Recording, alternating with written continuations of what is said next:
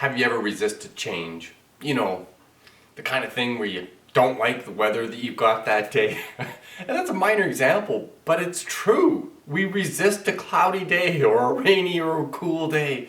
And how much greater our resistance to change is when it's stuff that seems profound, a major new IT implementation at work, or sadly the loss of a relationship, or any number of other things like a job going badly, or a loved one moving away. All those kinds of things are just basic reality changes. And we resist. Well, this video is all about how to overcome resistance.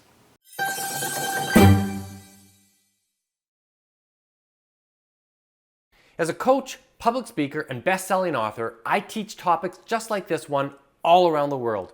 So stay tuned and I'll give you practical tools that you can use to make both yourself and those around you both happier and more successful. So all of my work is about basic positive psychology, how to have a happier and more successful life using science-based tools that demonstrate how we can improve the psychology of our minds and therefore improve the outcome and experience of our real life worlds. And you know, so much of our unhappiness in life is internally generated in our minds. In fact, I could argue that all of our unhappiness comes from there. Just last week, I did a video about how we believe we are a certain person, the likes and dislikes, preferences, the personality, all the commentary I make in my head, when in fact, we're not that at all. And David will put a link to that video in the description below and you can maybe check that out. But it's really relevant to say, what is it that's going on when we resist change? Well, this encouragement I have for you is simply to be really curious about that. When you're taking, for example, our resistance to lousy weather, which is maybe a good example to start with because it's super easy to understand and to be curious about without getting flooded with all kinds of emotional baggage that would come with bigger kinds of changes. And so if we look at our resistance to the weather, well, what's going on there? We might say, I just don't want it to be cold. It's going to be really brutal and I can't afford for it to rain today. I'm moving some stuff outside and that's going to ruin my day. Well, it may require you to master some elements of change, but it doesn't ruin your day. It's just the weather. It's just the weather. And sometimes when I've given this example of not resisting the change in weather, people have said to me, but it's completely rational to be unhappy if the day is cold and rainy and you had other things that you wanted to do. And I guess in some unusual and weird twisted way, we could say it is rational because that kind of unexpected or undesirable reality, the weather, is not what you wanted. You wanted good weather for moving these things outside, and so it's rational to be unhappy. Is it really rational or is it ridiculous? The weather is what it is. There's absolutely nothing that you can do about it. Now you may be able to alter your behaviors or your decisions about what you're going to do to manage the weather. You might get rational about managing what is real. That's the thing. The weather's real. There's no rational explanation for unhappiness derived from bad weather.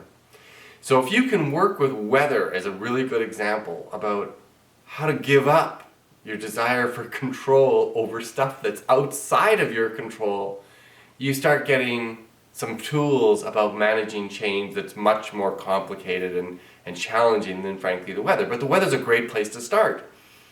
And you can see how if you can deeply accept the change in weather, deeply accept it, welcome it, say thank you, here's the weather, it's raining and cool today, and have zero F's given for what the state of the weather is, you actually will see that it's incredibly empowering.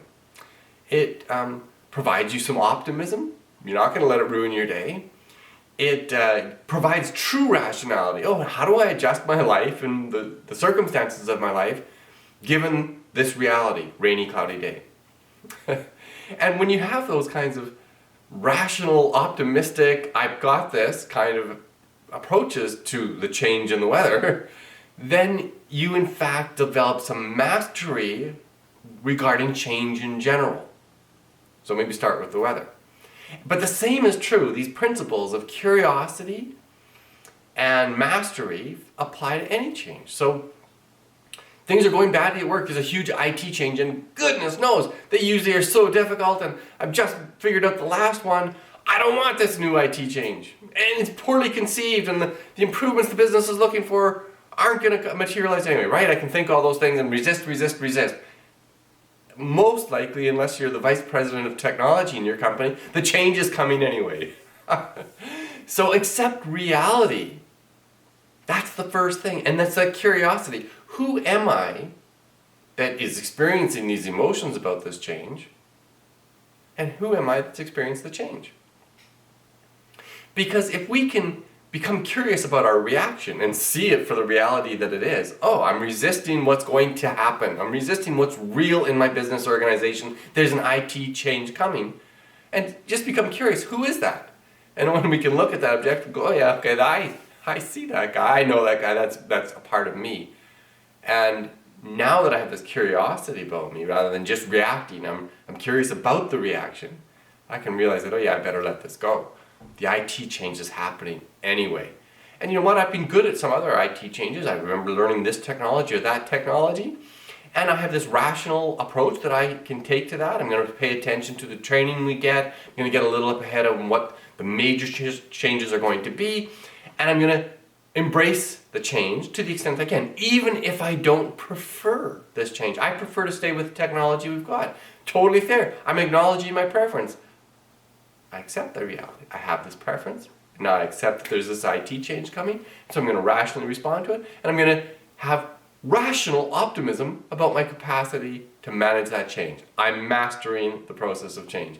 And probably this is a lifelong experience for almost all of us to progressively have the invitation to manage change better and better.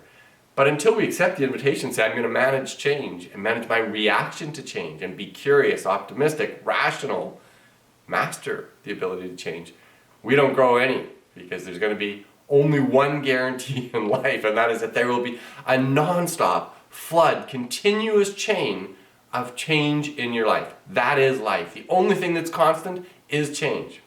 Whether it's growing old, or the change in the weather, or relationship movement, or the decay of your house, or any other thing, change is constant. You can't hold on.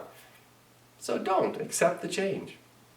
And then be a happier, more rational person as a result. Hey, if you like this kind of content, please click the like button, subscribe to my channel, you get a new video every Sunday morning. Thanks for watching. See you next time.